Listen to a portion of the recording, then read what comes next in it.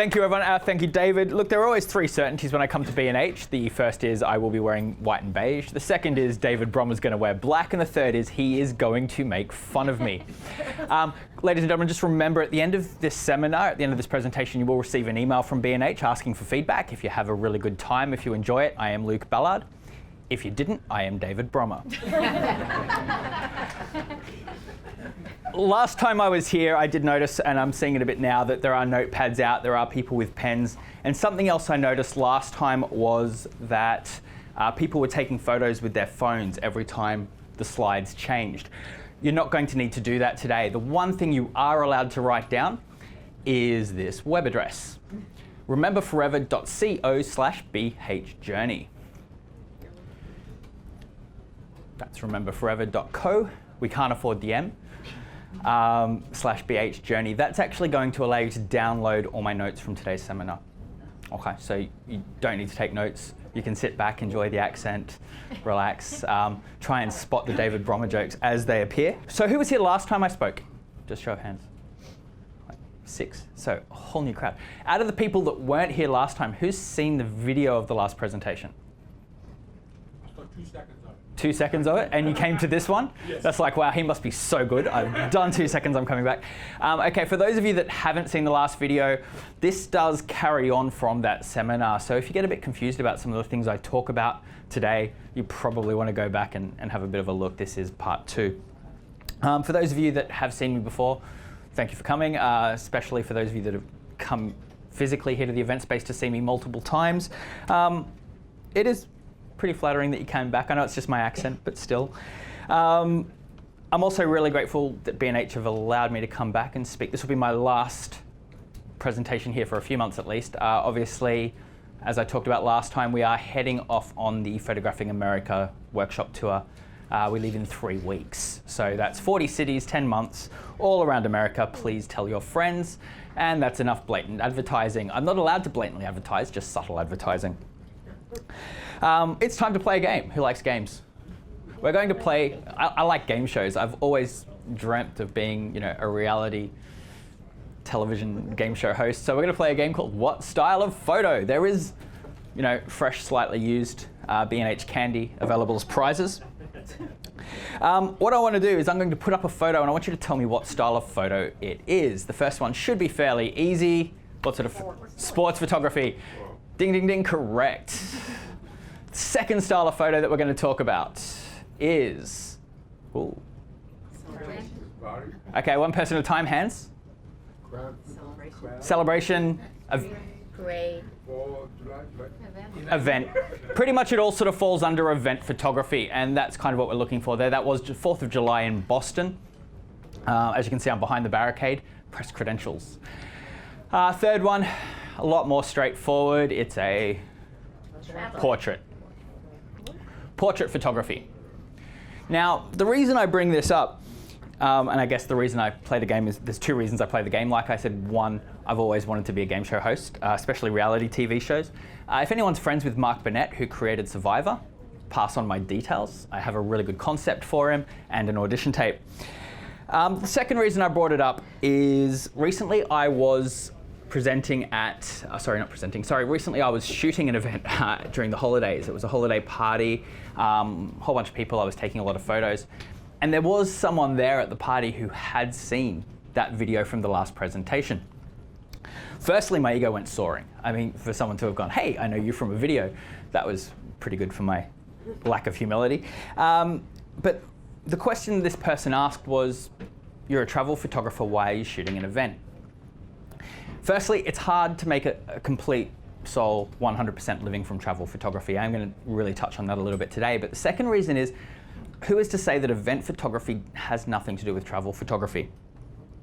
Last time I was here, I focused very much on the landscape photography side of travel photography. I really focused on landscapes. I brought it through. Let's just go back though through the 3 photos I've just taken. Just presented. First one is obviously the New York Yankees over there. Okay, you guys are from New York. The Yankees, it's not a huge deal, but for an Australian at my first Major League Baseball game, that's kind of a travel photograph, right? I mean, that's something that, as an Australian, I'm really looking at capturing. July 4th in Boston, I mean, it's the birthplace of the nation, right? That's where you go for July 4th. And it was a pretty exciting sort of day. I was credentialed, so I got to take hundreds of photos of all the celebrations all over town. And the third one was obviously a portrait, but as we've sort of noticed, it's in South America. That was taken in the Arequipa region of Peru. So 3 different styles of photography, but all taken on travels. And it doesn't sort of stop there. Landscape photography, can someone please turn off their phone? Landscape photography is not travel photography. It's a part of travel photography. It's a style of photography that you really want to be good at if you're, you are a travel photographer, but it's not the extent of being a travel photographer. Pretty lucky I happened to have that camera with me when I was traveling around. So sports photography, like I said, for non-American visiting. Event photography. What I like to do when I'm traveling is try and time my visits places when I know something's happening. For example, if you were here last time, you know about photographing America. I've just talked about it again. We're actually doing this amazing loop, and I'll show you the map later on, where we're heading in one direction, zoom over somewhere else, and come back a little bit later on, just so I can do Mardi Gras in New Orleans and photograph Mardi Gras. It's all about the photography, really. Portrait photography, depending on where it is in the world and who your subject is and what they're doing, that can definitely be part of travel photography. And obviously there is the staple, which is landscape photography, not to be confused with travel photography on its own. One of the things I like to talk about is good habits, and I was just sort of saying them before that it was really lucky I happened to have a camera with me. Truth is, there is never a time I don't have a camera within arm's reach. There is always a camera pretty close. I didn't really think about it too much today because you've all got cameras and I can steal yours. Just kidding. My camera is just down in my bag there, so I always have a camera even when I'm walking through the streets. Good habits do make good photographers. You'll find that the greatest photographers all have one thing in common, and that is they do a lot of things, a lot of little things really well, and they do it consistently. So good habit number 1, always carry a camera with you. Even on a night out with my wife, and this drives her nuts, you've got no ideas. Even when I'm out for a night with my wife and just journeying around, having a few drinks, my camera is always ready to capture a moment. So there we are, drinks in hand and camera around my neck. It drives her nuts. That's my wife, Nicole. Yeah, I did well, right? So, as I was saying, it's about the habit. Now, keep in mind, habits and addictions are 2 different things. You've heard me talk about addictions before. If you've heard me speak before, photography is an addiction. Hi, my name is Luke and I have a problem. The difference between a habit and addiction is choice. Okay, a habit is a choice. An addiction is lack of choice. So if you get in the habit, always making that choice to always carry that camera with you, it becomes to the point where it feeds and fuels your addiction. Yeah, there we go. A lot of good habits done really well will fuel and feed that addiction for photography and will generally make you better photographers. Like I said, the secret, or my secret, I think, to photography, to being a successful photographer, is doing a lot of things, a lot of little things, as well as I can and as consistently as I can. That's it. A few questions came up last time I was here about my kit. Now, I did have a slide come up talking about what my travel camera bag is. It came up after the presentation. People were saying, oh, what was in his kit? I was sure I had a slide. I've repeated it again today. Let's just talk really briefly about equipment and get it out of the way. What's in the bag? So my camera kit consists of my 5D Mark II lenses. I carry generally 4 to 5 different lenses. As I said last time, the 16 to 35 millimeter lens is my go-to landscape lens. It's actually my go-to travel lens. I try and use it for a lot of even portraits when I'm on the street, because I can zoom out and I can get that wide perspective of really showing where the person is. 24 to 105, look, it's just a good general purpose lens that gives me a little bit of zoom that I need. The 180mm macro, I don't use it enough, I wish I did. 50mm 1.8 portrait lens. I could probably get the 1.2, but the difference between the 1.8 and the 1.2 is not that dramatic for the price you pay. The 50mm 1.8mm lens 50mm 1.8 at $129, I think it's available for around the corner, is probably one of the best value lenses on the market. It's the exception to the rule that you get what you pay for. Okay, and my 100 to 400mm. That's generally what I use for wildlife. If my wife is not going to let me play with the tigers or play with the leopards, I'm going to be using that lens to get in where I can't get into. Cable release, I do a lot of night photography. That always comes in handy. I carry multiple batteries. I carry a zillion memory cards, which is a rampant exaggeration. I do carry a few though. And a backup storage facility for the photos I take. I do backup on the fly while I'm traveling. Tripod. Goes without saying, especially with night photography, but even a lot of daytime photography when you're using filters, for example, the variable ND, where you can make it nice and dark in the middle of the light. That will come in handy. I'll talk about filters a little bit more very shortly. I'm going to go into a bit more detail with filters today. Speedlight flash, flashlight with extra batteries, a lighting panel so I can light up subjects a little bit more, a lens pen to clean the lens. Please keep your gear clean when you travel. Gaffer and duct tape. Seriously, if you don't carry it in your camera bag, you have no business calling yourself a photographer. And I carry a point and click just so I can sometimes capture something on a different camera just to sort of see how it turns out. Who thinks that sounds heavy? Yeah, it really is. So you can actually see there, my bag is actually pulling my back down. You can see the weight of it. That was taken in Patagonia by my wife, who couldn't believe I was carrying so much gear. Everyone else in our group on that Patagonia trek was carrying a sandwich, a bottle of water, and a jacket. Boom. I did tell the story last time. I'm not going to tell it again, but I was carried out on a horse after 6.5 days. If you really do want to hear the story, go back and find the previous video. Okay, let's talk a bit about the filters that I carry around with me. Last week, I was teaching a workshop and I was standing next to someone and the sky did something really cool, and so I pulled out one of the graduated ND filters that I really like carrying and put it in front of my lens to take the photo. And this student said, "Hey, that's cheating." Filters are not cheating. Okay, let me just say that right now. Filters are definitely not cheating. Filters have been around for a very long time. I use 3 different types of filters as a rule, plus the UV filter, which no point really mentioning, but the graduated ND filters. I really like that Koken series. They're rectangular. There's a bracket that goes in front of your camera. You slide the filter into your bracket and it graduates. It evens up the sky exposure with the ground exposure. Cool. I tend not to use the bracket too much. I don't screw the bracket on. I'll generally hold the filter up in front of the lens as I'm shooting. The reason being that bracket, especially on a 16 to 35mm lens, is creating a bit of a tunnel. And as a result, if I'm out at 16mm zoomed out, I've got major vignetting around the side of around the frame of my photograph. So just holding it up in front of the lens does me pretty well. The variable ND filter, I do like the Hoya brand, same with the circular polarizing. Like I said, the graduated ND filter has been around for over 100 years. If you don't believe me, if you're ever in London, go and visit the Royal Photographic Society. They actually have one of the original graduated filters on display in their lobby. It's amazing, like 100 years. Even in film, we're using graduated filters. They're pretty great. These days, they're even handier. What's one thing we've been getting a bit of recently here in the Northeast? Snow. You can turn that there's no reason it needs to be just in the sky.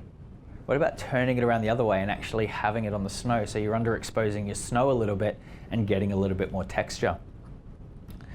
Come on, that was a good concept. If I say something fun, you can say, ooh. If you don't own a set of graduated ND filters, I very strongly recommend going and purchasing some. Pretty much as soon as you leave here, tell them I sent you. It's fine. I don't know. Dave, if you go find David Brommer, I'm sure he'll look after you. Variable ND filter. I'm not going to go into a lot of detail about this. I have done it before in previous presentations. Secondly, we are going on a bit of a different tangent with today's presentation. And thirdly, there is no real thirdly, it's just I like threes. Bullet points. It allows me to control how much light is coming into my lens, which means in the middle of the day, I can still operate on a slow shutter speed. Having that slow shutter speed lets me have a lot more control of what's coming into my camera, lets me control the light, lets me control the exposure, gives me more vibrancy, and lets me make people disappear from my photograph. Very handy with landscape photography, probably not so handy with other styles, but for landscape photography, it is an absolute no-brainer. If you don't own one, once again, head out after the workshop, tell them I sent you, and pick one up. Circular polarizer. When I ask people generally what does a CPL do, they try to tell me that it darkens the sky. It's kind of a side effect sometimes, but it's also darkening the ground as well because it is an even filter rather than, say, the graduated. What it really does is it changes the light. It changes the polarity of light. It helps you manage reflections. By shifting that polarizing filter just a little bit, you can make a window reflective or see-through. That's pretty cool. You get more blues from your water, you get more greens from your grass, more blues from your sky. They're pretty handy. Several years ago, I can't remember if I've told this story before. I think it was in Egypt. I think it was at the pyramids. My wife, who at the time was my girlfriend, there with her little point and click, and I'm there with my SLR, and we're taking photos. And I took a photo of the pyramids, and it was a really beautiful day, and circular polarizing filter on the camera, got really beautiful golden sand. Got beautiful golden brown pyramids, got a beautiful blue sky, got them all symmetrical. It looked pretty amazing. And there was my wife standing next to me trying to frame up exactly the same point and click, click. And her sky was just washed out and white. The golden yellows that I was getting from the pyramids were looking very flat, very sort of murky brown.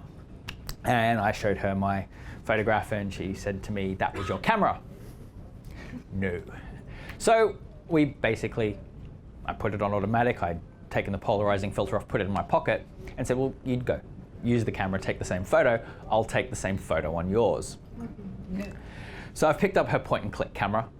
I've aimed it towards the pyramids. She's done the same with my DSLR. And once again, she got a very washed out sky. She got a very flat, sort of yellow looking pyramid and sand. And there's me with her point and click, whipping my polarized sunglasses just off my head and shooting through the polarized sunglasses. And I got the beautiful blue sky, I got the beautiful golden pyramids, and I had a very lonely night in Cairo.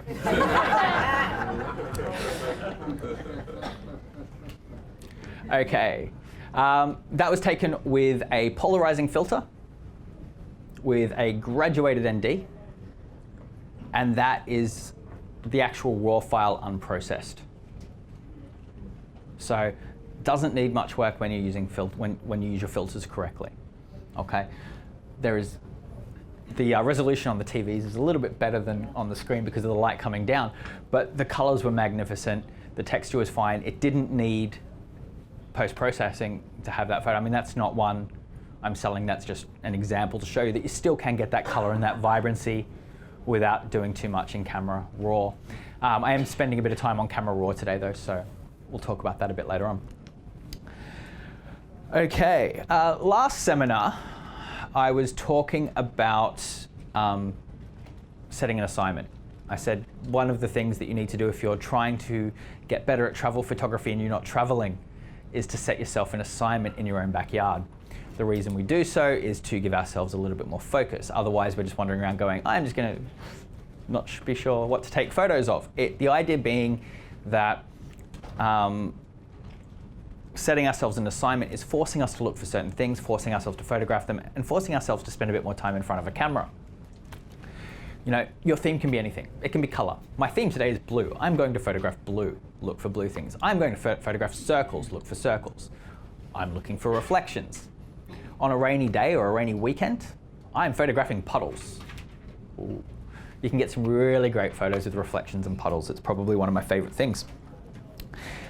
So good habit number 1 was always carry a camera. Good habit number 2 when you're traveling is set yourself an assignment.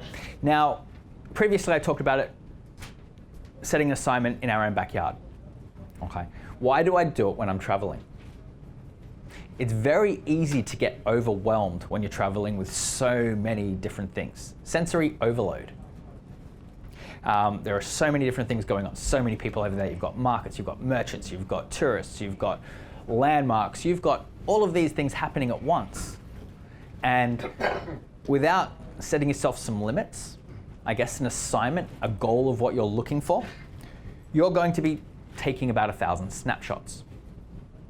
Okay, we want to eliminate those 1,000 snapshots and just focus on getting the really good photographs. Setting yourself an assignment means that you're going to be very conscious of what you're photographing. Probably the easiest way to put it is we did not buy an SLR to use it like a point and click. Okay, so one of my usual, especially if I'm somewhere like well, Australia or the Hamptons or anywhere coastal, is I look for beach furniture. Beach furniture, lifeguard towers, anything like that, especially around sunset when all the lifeguards have gone home. You're always getting, and you can sort of see it, it looks, I don't know if this has got, it does, woo. You can sort of see that it's got that sort of weather beaten sort of look to it without anyone standing there sort of looking out. Just that, I don't know, I really like that abandoned sort of sense that I get from that lifeguard chair. Breaking the rule of thirds. It's a shame David Brommer has left the building. Who's heard David Brommer speak on Beyond the Rule of Thirds? Creative composition beyond the rule of thirds. I've threatened him with this segment quite often, a lot in the last little bit. How to break the rule of thirds and get away with it. What you need to keep in mind is that the rule of thirds is going to help you compositionally. Okay, it is, I use it 95% of the time. The rule of thirds is important. It's not something that you can just say, well, I'm going to ignore it now because Luke said it was okay. No. I try to use it on probably about 95% of my photography. But like every rule, some rules are made to be broken some of the time. The reasons I'll generally break the rule of thirds are two things: symmetry and what I call the rule of tenths. And by that I mean symmetry. Quite simple. If I'm getting a reflection, if I'm getting that perfect reflection where I'm getting a mirror opposite in a photograph, I really don't mind having my horizon on the middle line rather than the third. I don't mind things being in the middle because that sense of symmetry is a photograph in itself. The rule of tenths. And by the rule of tenths, I mean occupying maybe 1/10 of the photo with subject and 9/10 of the photo with negative space, or vice versa. Really dramatic sky taking 90% of your photo with just a little bit of landscape. Okay. If you are going to break the rule of thirds, don't just do it a little bit. If you break it just by a little bit, and that's all you do, I'm just going to move it slightly into the center because I'm going to break the rule of thirds, it's going to look sloppy. It's going to look like a bad photograph. It's going to look like you don't know what you're doing. But breaking it dramatically, breaking it with style, and breaking it with passion can make it a very effective photo. And there's an example of the symmetry. So does anyone know where that is? Disney World, yay! I love Disney World. Disney World over the holidays, where they light it all up and make it pretty magical. And I got a pretty good reflection there, actually. I was quite happy with it. Disney security weren't thrilled about the tripod, but they got over it. I used to work for Disney, I'm allowed to make that joke. Okay. If you have heard me speak before, those of you that have, you'll have heard me spend a fair bit of time talking about how to eliminate people from my photograph, whether it's a slow shutter speed or changing my perspective. With landscape photography, like I said, that's a given. When I'm shooting landscapes, I really don't like people in my photograph. I think that they upset the flow of my landscape. They can be a distraction. However, with a lot of travel photography, not only do I not mind having people in my photographs, sometimes I tend to make them the subject.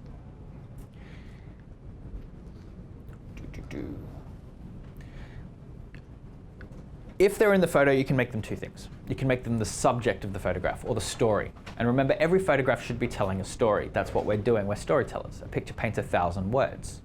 Doesn't mean we can be lazier than a writer. It just means we need to be more effective. If they're not the story, they're punctuation marks. They've got to be interacting with the story somehow to make sense. If they're just there and it's a distraction. For example, you may have seen this photo last time I presented. Just the Peruvian woman sitting there making all the Peruvian sweaters, the llama wool sweaters that they sell to tourists. I bought 3, and they came in really handy last week. I think I wore all 3 at once. It's pretty cold last week, wasn't it? I went up to Boston over the weekend. I was teaching in Boston last weekend. And I decided to go up by bus just because I hadn't before, and I thought, well, why not? And the heating on the bus broke, so I was doing a midnight bus, which ended up leaving at 1:30. So I'm standing out on the street, freezing to death for the first hour before the trip, and then I got on the bus thinking I could at least try and warm up a little bit, and 5.5, 6 hours of subarctic temperatures. For those of you that are curious, in Australia this week it has been 122 degrees. Yeah, I have a reason to complain. But incorporating people in your photograph, whether it's a portrait like the Peruvian girl earlier on in the shot, or a Peruvian woman sitting there accentuating the shot, or a merchant in a market, or anything along those lines, can add dramatically to a photograph, as long as it's not a solid landscape.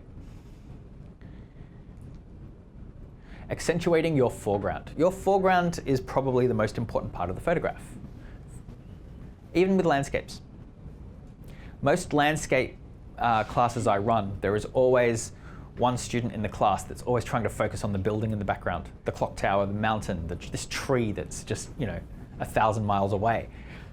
And all we're doing is losing our focal point. We're losing our story in this mess of a landscape.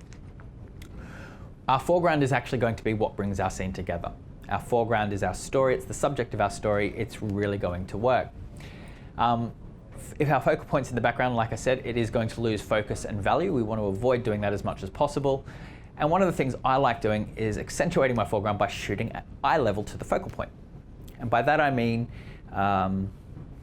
treat it like a conversation. When you have a conversation with someone, you tend to make eye contact, right? It helps communication between the people talking. If you're talking to a child, you'll generally get down to their level to, address them at their level. It's the same thing with a photograph. As a photographer, we're the bridge in communication between the subject of our photograph and the person viewing our photograph. And we can make it easy for them to communicate as such by shooting at eye level to our subject. Also, when we do that, we get really nice sweeping foregrounds that actually lead us all the way into our midground and our background a lot more effectively.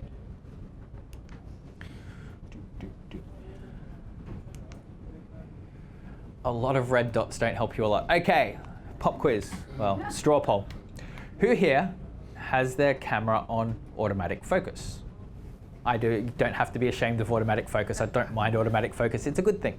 Who here, when you half press your shutter button, has a whole bunch of red dots and black squares and everything bouncing around through the frame? A few people? So everyone else has their camera on single autofocus? Good people.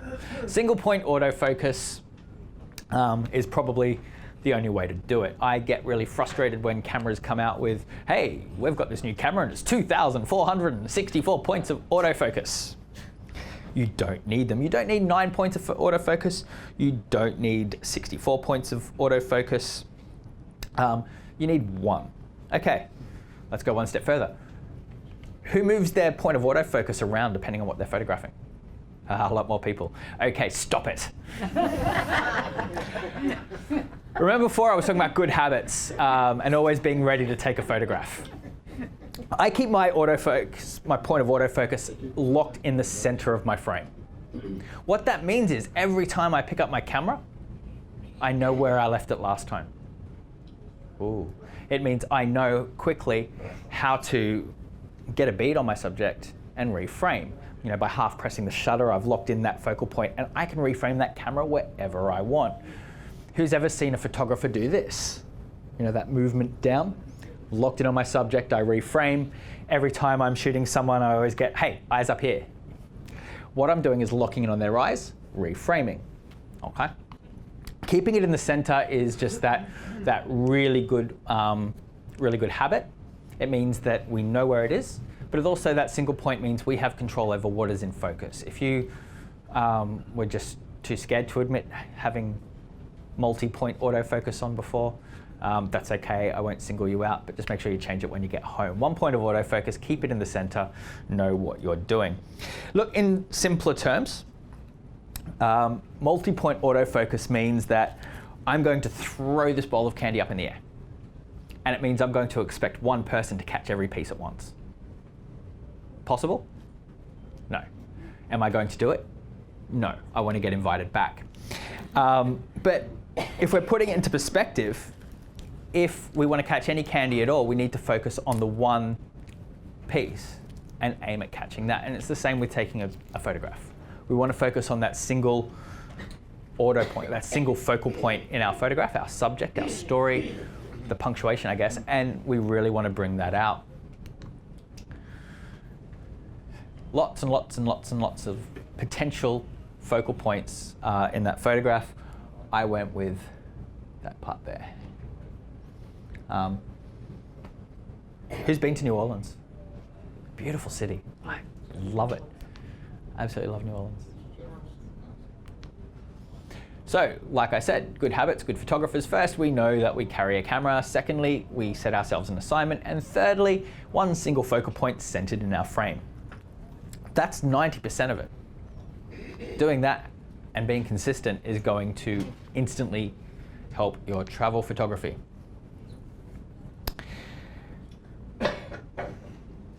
Someone asked me recently what happens if there are multiple subjects in their photograph. Like, what if there are multiple things you want to focus on? And I said, what are you talking about? I said, a group of people. I said, okay. Generally, there's going to be someone more important than the other people, right? You're going to have a bride, a birthday girl. If you have, more than one child, you have a favorite. You're laughing because it's true. Okay, we'll keep going. Who's heard the expression, think global, act local?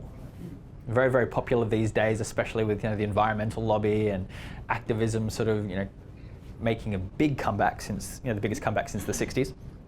I have my correlation of it is shoot local, go global. Our goal as a travel photographer is to take a local scene that we're seeing somewhere while we're traveling, somewhere, anywhere in the world, even our backyard, but sharing it with the world in a way that they can understand it. We look for things like local culture, demonstrations, art, buskers, architecture. I actually really like buskers. Buskers, I don't know, I just like photographing buskers.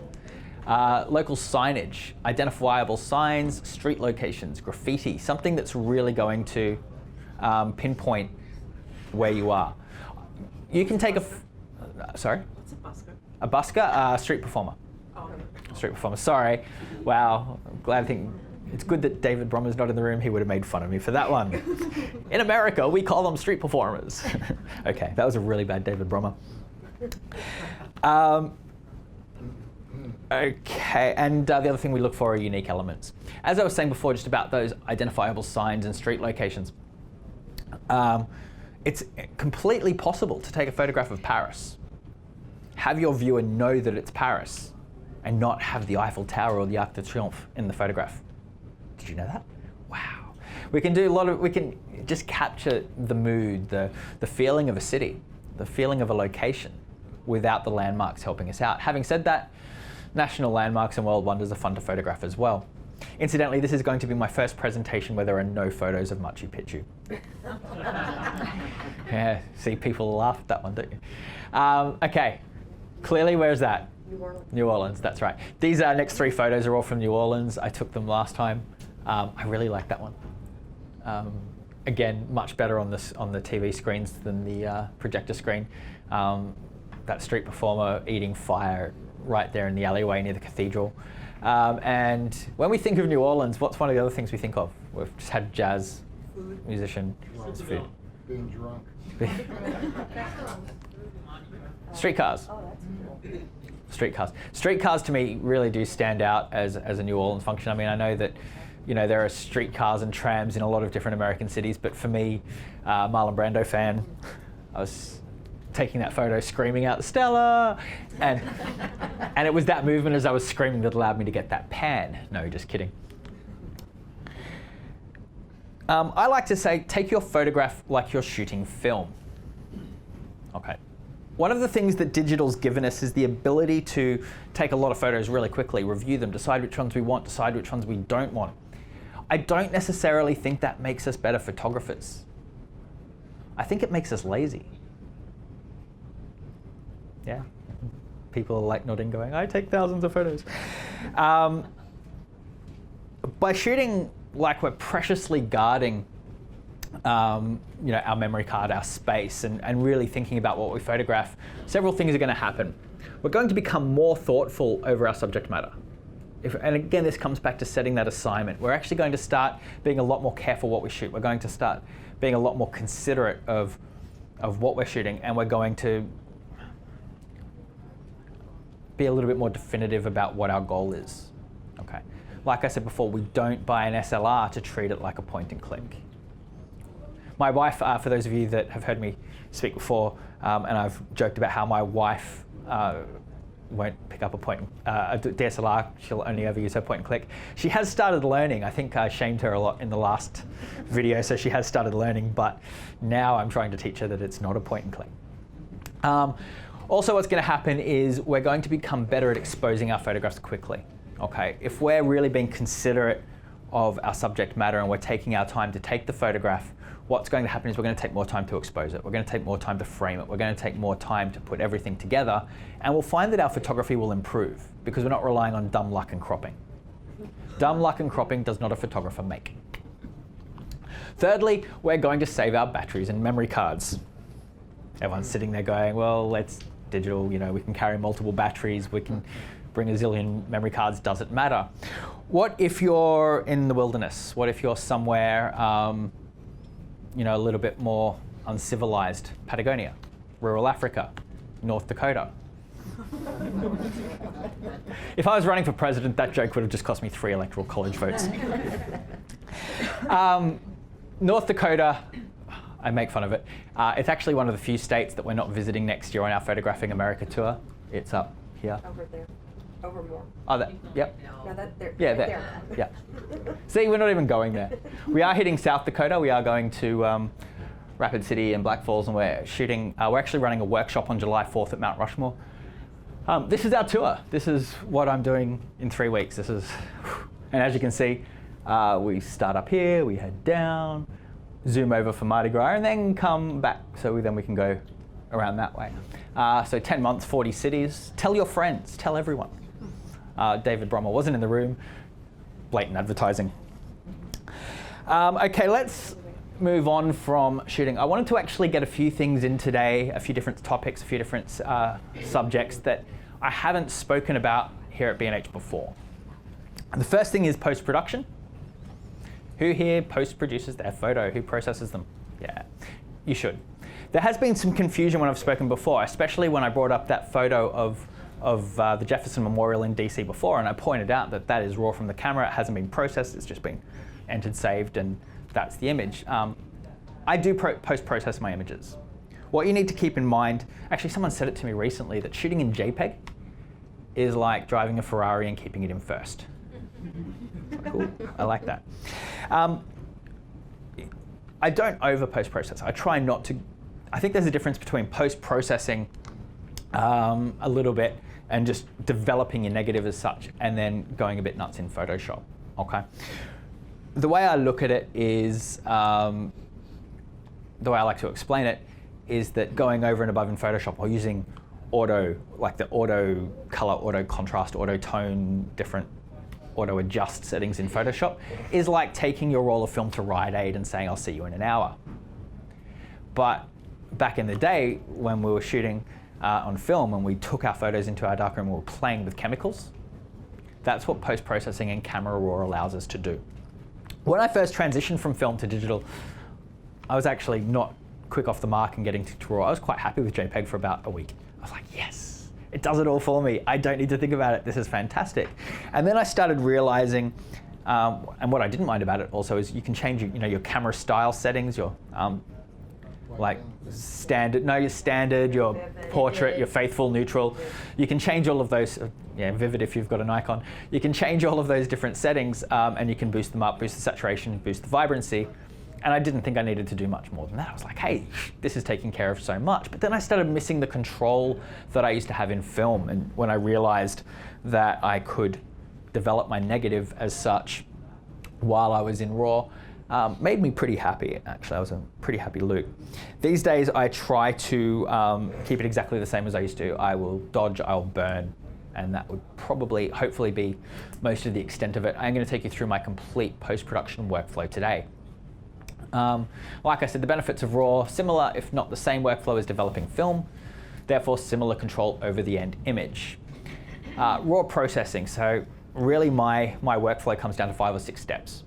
I adjust the exposure a little, I tweak the contrast a touch, slightly adjust vibrancy and clarity, throw in a little bit more of a graduated filter. That is one thing I really do like on camera RAW.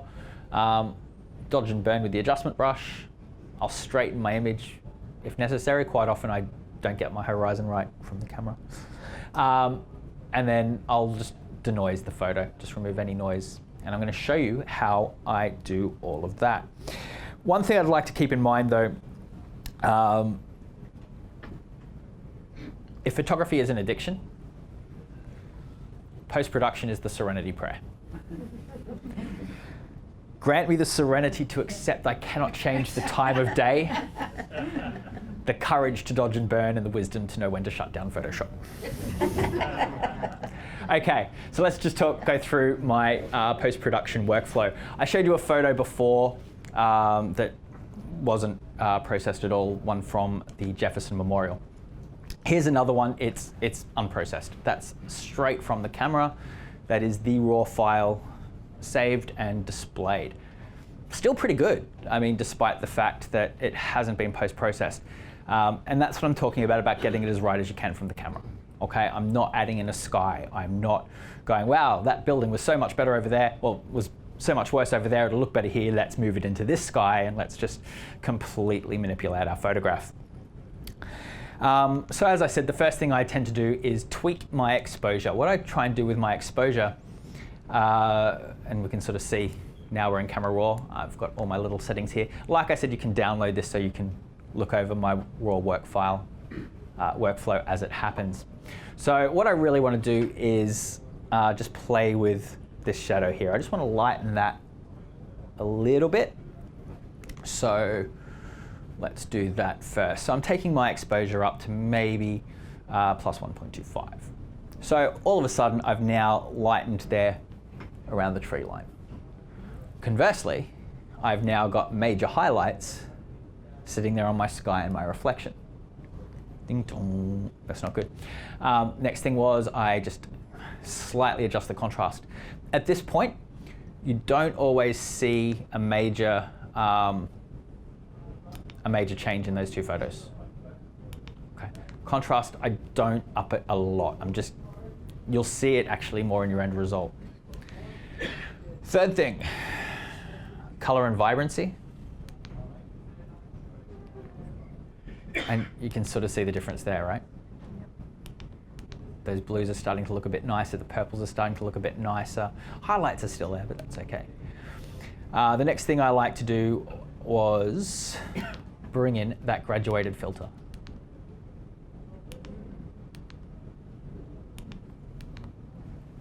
It's just the same, really, as having a second graduated filter at the same time as shooting.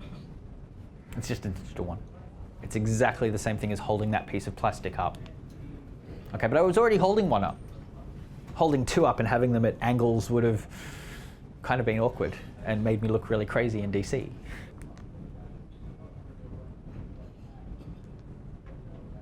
Okay, now I'm just starting, that graduated filter, as you can see, got rid of that first highlight.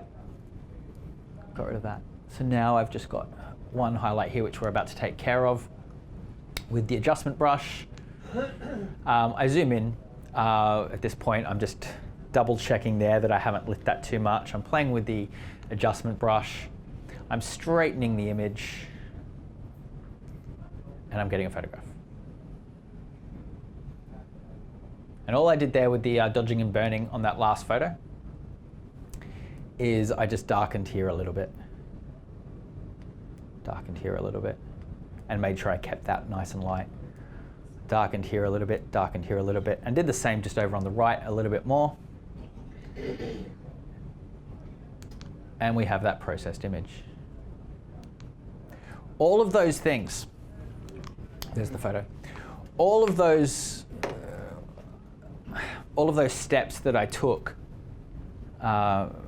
developing this digital negative, I could have done with a film negative using chemicals and using different tools in a darkroom. I've done nothing in Photoshop that I couldn't do with a film negative. I haven't added a sky from a different photograph. I haven't removed a tourist. I haven't, clone stamped out some trash. All I've done is what I could do in film. To me, that's kind of the extent of where I think post-processing should be, unless I'm actually working on a project that does call for, some large Photoshop compositing, green screen, things like that. Like I said, 1 hour Rite Aid is using Photoshop and doing all of that sort of stuff.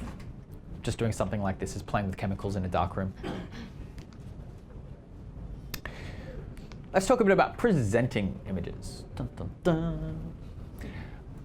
Who here has a Flickr account?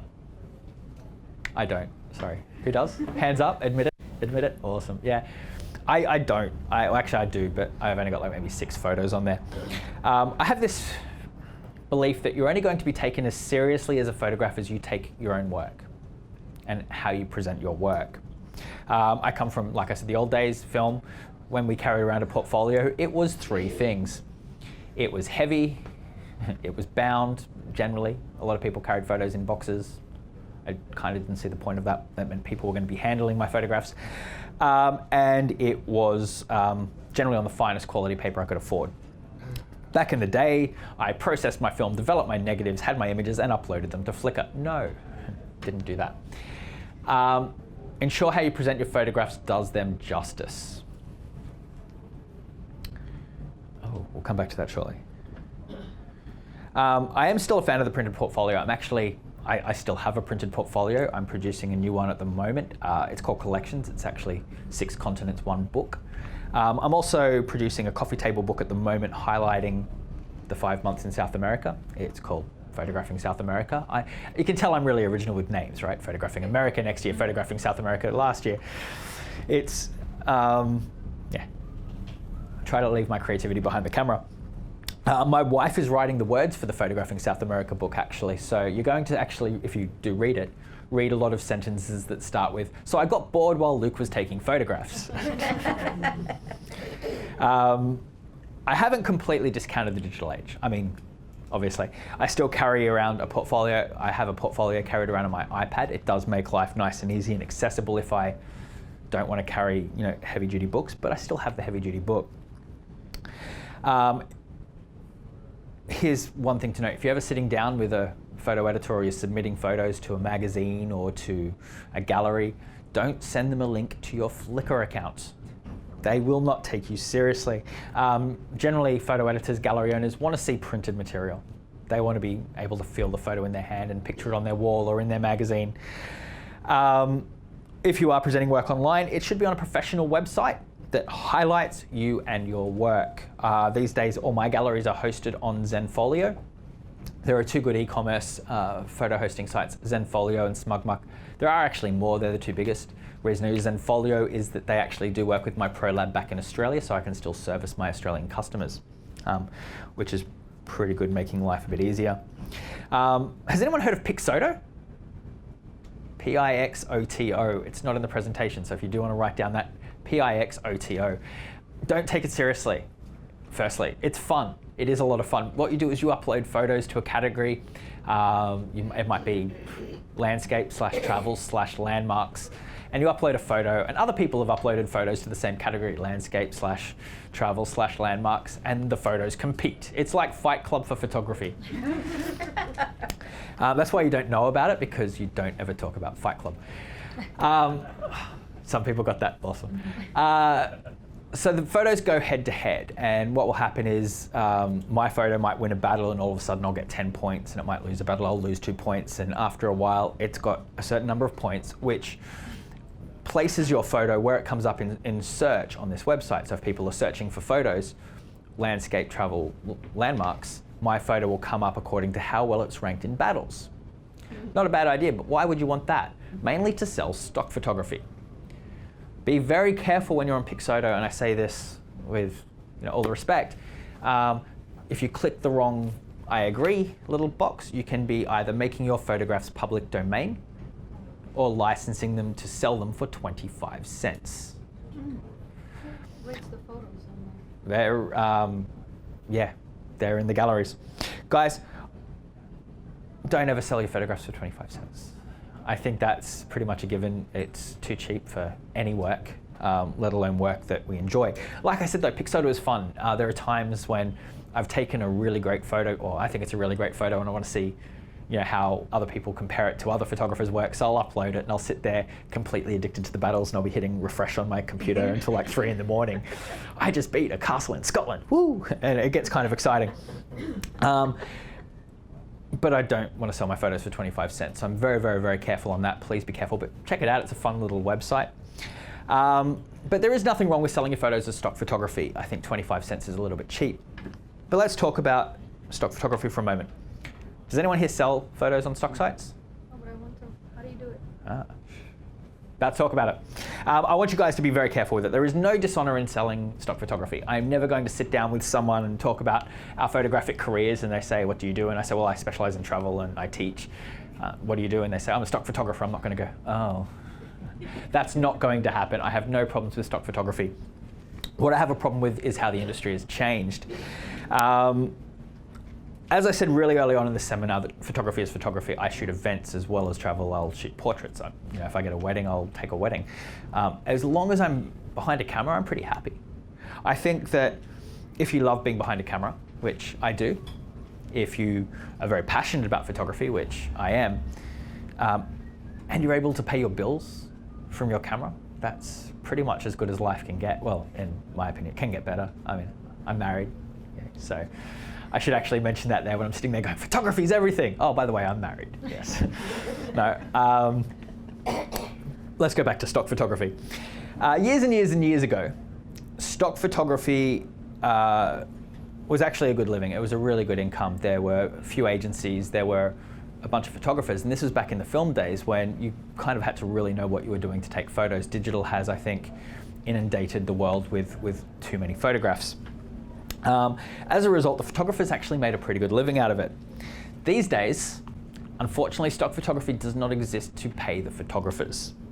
It exists to provide images to clients, be it magazines, websites, advertising companies, you name it, extremely inexpensively. The problem with selling stock photography these days is that the agency is making the lion's share. The photographer actually makes very little. There was a story that was in the news. I don't know if anyone saw it, but a photographer successfully sued Getty for $1.something million. Getty found one of his photos on Flickr that might have been TwitPic actually. Basically, a photographer had taken his image without permission, put it up on their own Twitter account. Getty found it on the Twitter site, used it. I think it was the disaster in Haiti. Used it, crediting the wrong photographer, not worrying about getting licensing, thinking that they would get the licensing retroactively later on. When he saw his photo, in newspapers and it was sort of licensed all over the world, he contacted Getty saying, "Hey, you need to remove this. It's my image, you don't have consent."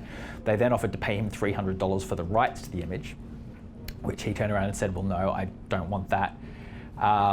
Took them to court, won, and Getty's argument was, "But why should we have to pay for the photograph if you put it on the internet?" Stock photography, that's kind of the mindset of stock photography, I think, and that's something that we do need to be a bit careful about. On iStock Photo, I just did a bit of a look last night just to double check. 4 photos I take a lot of, sunsets. There are 319,649 sunset photos on iStock Photo. How well is that sunset I just took going to go? Maybe, who knows, but I'm not going to sell enough of it to make a living from it. Same with 76,000 photos of New York, 4,000 of Brooklyn Bridge. Still, that's a lot. Like, I mean, available for sale on this one site at any one time, and 2,500 images of Machu Picchu. I think there actually I've got a pretty good chance of beating them all. Like I said, my problem with stock photography is you're giving so much money to the agency. Okay, the photographer isn't making as good a living as they used to be able to. iStock, for example, pay between 15 and 45% of the image sale price. That 45% is if you're exclusive, that is, you will not sell those photos anywhere else. Otherwise, it's 15%. The average image sells between 6 and 30 or 6 and 40 credits. The average sells for 20 credits or $40, which means the photographer is earning between $4.20 and $18 per image sold. Out of 319,649 images of a sunset, see how we go. Let me ask you a question. Would Brad Pitt give 80% of his salary for his next movie to his agent? Would Derek Jeter give 80% of next season's income to his manager? So why do we do it?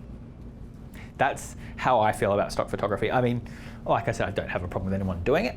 I just don't anymore, and that's pretty much why. It's lost its value. The internet's become so prolific. It's everywhere. There is all this accessibility to images. You've got, in India, I've actually visited one. There is a studio in India, and all they do is produce stock photography. They just take a photo of 16 photos of an apple and upload it, and they're selling photos of an apple. You know, they're just working their way through the dictionary and through the encyclopedia, photographing as much as possible and inundating the stock photography website, and working on a numbers game.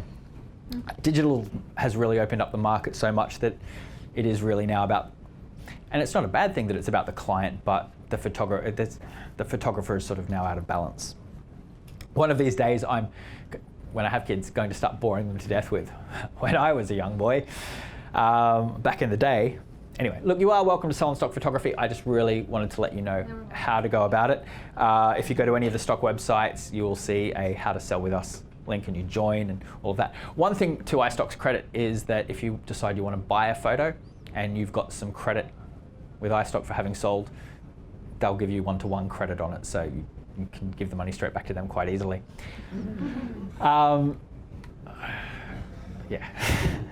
Okay. Let's talk about the next place photos go. Magazine submissions. This might come as a big surprise, but where do you think most magazines get their photography from these days? Stock. Absolutely. Magazines these days are generally going from stock photography due to how inexpensive it's become. That's not to say that they will not accept submissions or they will not buy photos from photographers or from freelancers. Let's talk about how to submit to a magazine. Because it is a lot harder to do it, because it is a harder thing to, I guess, accomplish, I really want to make sure that if we are doing it, we're all doing it the right way, okay? Research where you're sending your images. If I have photos of Africa, am I going to be able to sell them to Men's Health? Probably not. Make sure you are submitting photos to the appropriate periodical or publication. Contact the magazine politely and ask for the contact details for the photo editor. Sometimes they won't want to give them to you because they know you're going to send them photos and submit, and they don't necessarily want to hear. They don't know how good you are, so they don't necessarily want to give out details. This is where LinkedIn comes in really handy. Look for the photo editor's details on LinkedIn. You'll generally find a contact information or the masthead of the photograph of the magazine. Submit a concise email including a link to a gallery. Do not send attachments. Attachments will generally get deleted.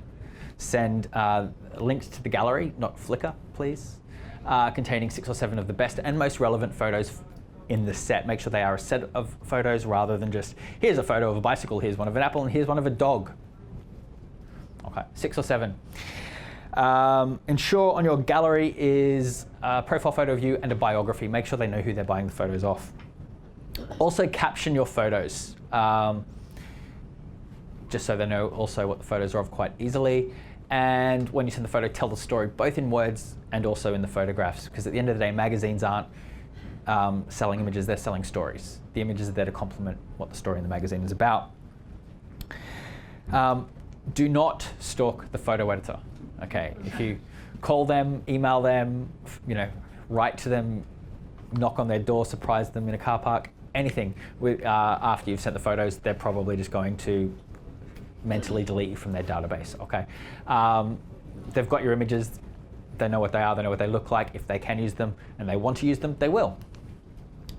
Do not submit, this is probably the one that a lot of photographers I know get in trouble with. Do not submit the same images to multiple publications. That is the easiest way to get blacklisted from ever being published in a magazine. If you submit images to Geographic, do not submit them to Condé Nast Traveler. Okay. As soon as, say for example, I've submitted a Machu Picchu photo to Geographic and they decide, we're going to run it, it's fantastic, we love this photo.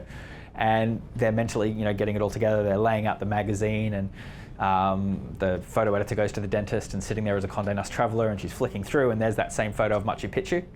Dun dun. Magazines really do like exclusivity. How much do magazines pay? Magazines, as I was saying before, they are very much into stock photography these days. The average set of 6 or 7 photos that you submit will probably earn between $100 and $300. $400 if they're exceptional and exclusive. Some magazines actually don't pay. They pay you the honor of being published. Yes, that's actually really cool. But like I said, you can buy an image on iStock for $40. So, of which we get $4.20. Come on, be excited. I am being a bit bleak, aren't I? Who here was coming in thinking, wow, this is going to be uplifting. We've got this fun Australian. He's giving a presentation. I'm sitting here going, it sucks. All right. When I first went solo and opened years ago, before I was Remember Forever or before the company Remember Forever existed, I was Luke Ballard Photography. The reason why I'm now telling this story is I sort of hit you with a stick, I'm going to show you the carrot. It's not all bad. There is still a lot we can do with our travel photography that doesn't involve 25-cent sales. My first studio, when I first started, it was Luke Ballard Photography. I was shooting portraits out of a tent at weekend markets. I was selling my travel photography from a tent wall. Want to see my first studio, my first office, my first building? That was it. Luke Ballard Photography. Wow, that looks horrible, doesn't it? You can't see it, but behind there's a wall of images for sale. I was shooting onto the backdrop. It was pretty horrible, but I did it 3 or 4 days a week. Started on Friday, finished on Monday. Selling like people would come into markets with their kids, and I'd take their photo, and some people would walk by and they'd see photos for sale and they'd buy them, and it made life pretty interesting for a while. And eventually I started doing okay at it, and we rebranded as Remember Forever and opened our next studio. So we got a nice, beautiful building, and it was lovely, and you can actually see I've got signs. Wow, that was pretty exciting. And Remember Forever was born. At that point, I don't have any photos of inside at the moment, but it had a large studio space. It had 2 rooms of galleries. So my photos were all it was like a really nice cafe district in Brisbane, Australia. People would come in and they'd browse the photos. Occasionally they'd buy them. That was always fun. And I started really focusing on private sales. That was where my travel photography started really moving. Moving into, selling to people that like my photos and want them on their walls. How did I initially grow? My friends, pretty much. For the first, I want to say 18 months, maybe 2 years, close to 2 years in business, I'd say 80% of my work and maybe 50% of my sales were friends or referrals from friends. So that's what I want us to focus on with growing our travel photography. How to exploit, how to get some help from your friends in growing our photography. Firstly, create a good professional online gallery. Again, not Flickr, where you can sell your work easily, price yourself fairly but competitively. So have a look around and see what other photographers that are selling the same sort of work as you are selling. Don't imagine that you're going to be earning the same amount per photo as Peter Lick, who I think if you go to his gallery in Soho, $1,000 is a good starting point for an image. Wow, I'd like that. Ensure your images are watermarked, and your watermark includes the web address of your full gallery, so people can find your images pretty easily. Like I said, I do recommend Zenfolio. They're a little bit more expensive, I think, than SmugMug, but I like the international component of it because I do work 2 countries. There are another 6 or 7 out there now that are emerging that will probably be very price competitive as well, but just make sure you look at what their track record is for fulfillment, look at the printers they use. One of the reasons I like Zenfolio is I know the labs they use as well. I know that the quality of work that's going out to my customers is pretty superior. I know that they can print on canvas and acrylic, and it's all generally going out. Create a social media Facebook page that links to your gallery. Who here has a Facebook page for their photography? Wow, 2 people? 2 people in this entire room have a Facebook page for your photography. Okay, please make one. There's nothing wrong with it, it's free. It's free. Ask your friends to join your Facebook page. Okay, remember this is all about getting help from our friends and growing our brand, getting our photos out in the world. Share one of your photos every day and make sure it links to the purchase page of that photo in the gallery. Ask your friends nicely to share those images when you put them up. The idea is we want to start getting Facebook to, or social media or Google to start recognizing your image and start moving it up and bumping it up. It's all about getting the photos out there. You might not be interested in selling your work, but you obviously take photographs, and you take photographs for people to see, right? So let's even get them out. Yes. Submit your images, this is if you want to photography competitions, photo of the day websites, other Facebook pages. If I take a photograph of, okay, so recently in Australia we have every August, September a festival called River Fire, where the fireworks, and you might have seen my fireworks photo before, where I have the Story Bridge in Brisbane and I have hundreds of firework bursts over above it. The first thing I did when I took that photo was put it on their Facebook page. Hey, here's a photo I took at River Fire last night. You know, get them liking it, them wanting to share it. That's how photos get shared, when people, especially the places or the events that you're photographing, like your photo and share it as well. Did anyone go to the New York Renaissance Fair when it was on? That was a lot of fun to shoot, and I took some great photos, put them on their Facebook page, and pretty soon they're all over the place. I've got all the performers at the Renaissance Fair emailing me asking for copies of the photos, and so it wasn't hard work. So, you know, the more you're out there, the more likely it's going to happen. Remain consistent. Remember before I was talking about habits becoming addictions. Okay, whatever you do, remain consistent in both your photography and also releasing your images through social media. 1 photo a day, 3 photos a week, it's up to you, just be consistent with it. And don't give up. I know I've been a little bit bleak early on, but there's an upside. It all comes forward. We're almost up to a bit of a Q&A time. It went for a long time last time, so I've left a bit more time for it.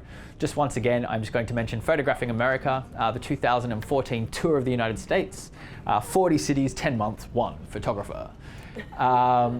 You've seen our map. There's the website, rememberforever.co/America. Remember, we can't afford the M. I am not kidding. When I first registered Remember Forever from Luke Ballard Photography, I got the .com.au, and I was like, awesome. And someone said at the time that you should get the .com, and I'm like, no, I'm not going to open in America. The .com.au is fine. 6 years later, we're open in America, and I really want the .com. Back at the time, it was a few years ago, I got an email from this company that had bought RememberForever.com offering to sell it to me for $5,000. And I was like, you've got to be kidding me. No. Moved over to America a year ago and opened here in the States, and my first thought was, okay, I might spend the $5,000 on that M. So I've emailed them and I said, hey, is that still available? I'll pay the $5,000. And they said, oh, it's now $50,000. Yeah, almost as bad as stock agencies, aren't they? So yeah, look, if you've got friends anywhere in America, please forward them rememberforever.co/America, and hopefully we'll see them, and maybe some of you on our tour around the States. Ladies and gentlemen, if after losing all your friends because you've been spamming them to like and share your photos, and if selling, after you've sold your entire life's work for $37.80, and you're happy with that, then like me, you're an addict. Thank you very, very much. Whether you're a hobbyist or a professional, B&H has the answers to your questions. Experience a world of technology at our New York City Superstore. Connect with us online or give us a call. Our staff of experts is happy to help.